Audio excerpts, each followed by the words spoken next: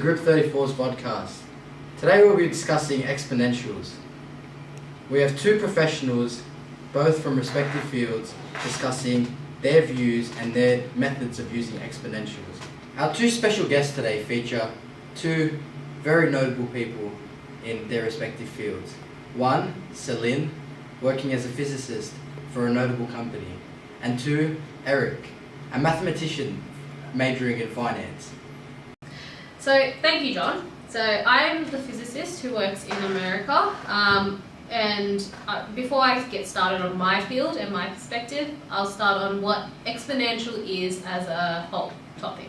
So it is one of those very few functions whose graph is recognized by many non-mathematicians. As you can see that we have a student who's a mathematician who's majoring in finance, and myself who's a physicist, where exponentials is used in many aspects of a physicist's life, whereas if it's in half-life, or it could be used in any scientific world as well. So in practical real-world areas like finance, science, exponential is a common English language, and it is understood as a function. So it focuses on logarithms and natural log, which is base e, which is a fairly well-known number, which is managed to escape the attention of mathematicians in many years. So what I mean through that, its basic form is logarithms, where it was derived from, hence the base e. And the general equation for exponentials is y equals e to the power of x as a general, and the derivative of that would be the same, which is the only equation in mathematics where the derivative is of itself. So that's just some background information. And yeah, so in terms of a physicist's perspective, from our research, it is one of the most still developing areas, but more of the rate of change of quantity and proportional to quantity itself. That's very interesting, Celine. So how would you use physics? How would you use exponentials in the physics world in a more detailed way? So yeah, John, you're right. Like, there's so many things in physics as a particular topic that exponentials can be talked about. Some of the four main examples which my research is going on about is radioactive decay, which is where the atomic nucleus is made up of neutrons and protons. Only where the nuclear, with certain ratios of the number of neutrons to the number of protons, in other words isotopes, are stable. All others will change spontaneously. Another combination by giving of quantum of radiation. These radiations were called the alpha, beta and gamma rays by the early researchers. We now know from our research that the alpha ray is a helium nucleus and that the beta ray is an electron, or is governed by quantum mechanics. It happens to be random so far. No probable, no exact evidence, but that's what I've been researching on. In a sample of random nuclei, there is no way to know by an individual nucleus will decay next, or when the next decay will occur. So we don't know exactly when the next decay will occur. Whether it's in the next 10 years, 20 years, we really don't know. But our research is an ongoing process, and it depends on the period of time, and that the number of nuclei in the sample and the decay rate followed on an exponential function is relevant and equivalent to the equation of R, which is the decay rate, equals to RO over to the power of minus K over T, which I have shown through this diagram. So my second example is similar to my first, but very different because it's very dependent on the time interval, where it is the inverse of the probability of decay, which is also shown in this diagram. It is called half-life. It's a very new topic, so there's not many information which I can share with you today, but all I can say is that because it's dependent on time and the fact that it is the inverse of the decay, that the equation that was derived from this is as shown. My third example is capacitor discharge. Now this is in relation to a whole different aspect of physics. Aside from the nuclear physics, now we're focusing more on the electrical side of physics. So, as you can see, exponentials relate to so many aspects in physics. It's already gone from nuclear now to electrical and next to modern physics, which I will shortly talk about. So, it's where the rate of change is proportional to the quantity itself in electrical circuits, as shown in these two diagrams. So consider the circuit that is shown up here. Suppose that the capacitor carries a charge of plates positive and negative. When the nuclear switch is closed at time 0, charge begins to flow through the resistor until the charge can change to positive capacity, which completely neutralizes it. That's what we're aiming for, like the neutralization of the charge on the negative plate. That's our aim for this specific research that we're going through. You will see that there is a potential difference across the capacitor and the same potential difference across the resistor, which the equation, which is shown up here, where VR is Q over C. So when we're deriving or when we're going from the conservation of energy, we'll eventually end up in the equation of Q O e to the power of negative 1 over t, which is our exponential this is where our exponential idea and relation comes into the perspective of electricity, because this is how we graph it, this is how we come into perspective what is an independent and what is a dependent variable in relation to electricity.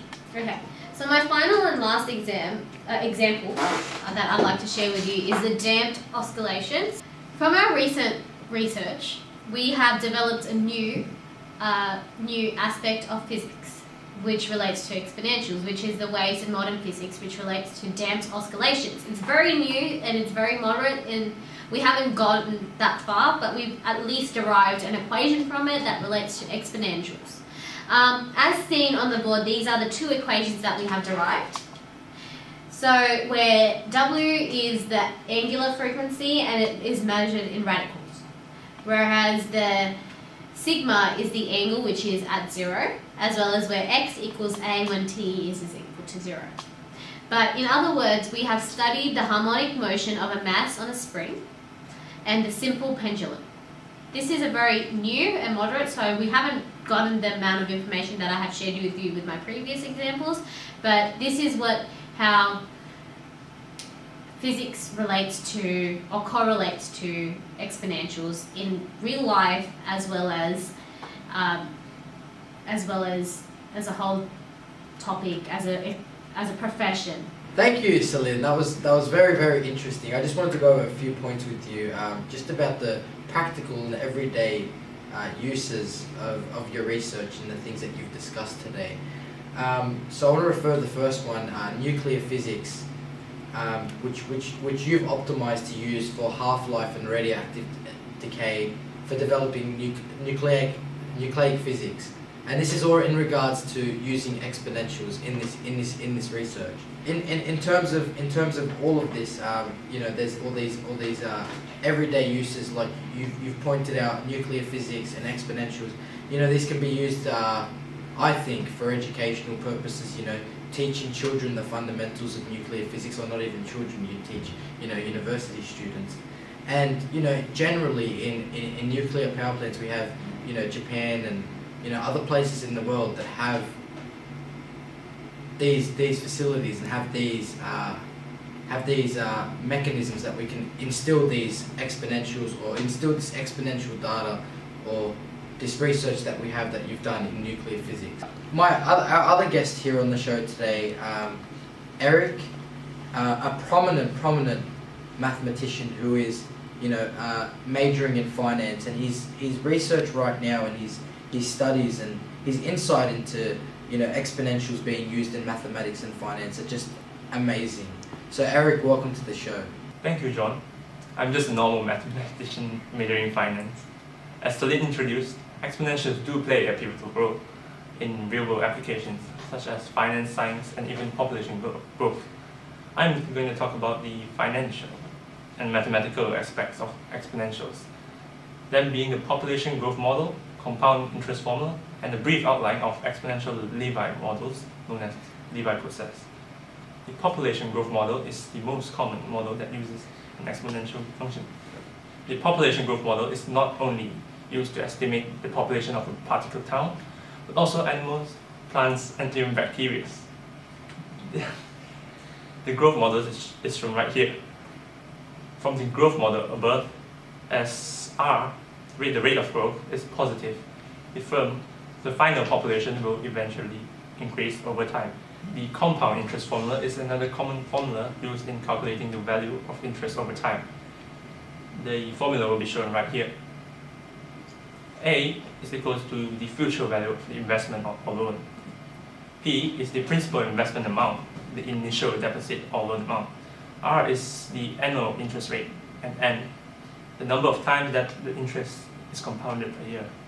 And the T, lastly, is the number of years the money is invested or borrowed for. Interests are needed to compensate the loss of value of the money over time. Because in finance, as time increases, the money loses its value due to inflation. Lastly, the Levi process is an advanced stochastic process with independent stationary increments. It represents the motion of a point whose successive displacements are random and independent, and statistically identical over different time intervals of the same length. A Levi process may thus be viewed as the continuous time analog of a random walk. The Levi process is used in the exponential Levy model, which calculates the price of an underlying asset, which is shown right here. Thanks, Eric. That was very interesting. You explained everything in such detail. I just have a few questions, or not questions, but I want to further what you've said and sort of apply your research or what you've learned in your respective field to the real world, because finance and mathematics do apply in the real world. Like when you mentioned the compound interest formula or using compound interest, it's very important for every single bank in Australia to be able to instill the compound interest formula in everything they do. And it's also a very good educational tool. It's something that we can teach in high schools, because it gives students a perspective into the real world of how maths is actually instilled and how it's used. And this all ties up with, what we're discussing today, exponentials. Thank you guys for joining us today for our Vodcast. It's been a heck of a time. I hope you learned something, and have a lovely day.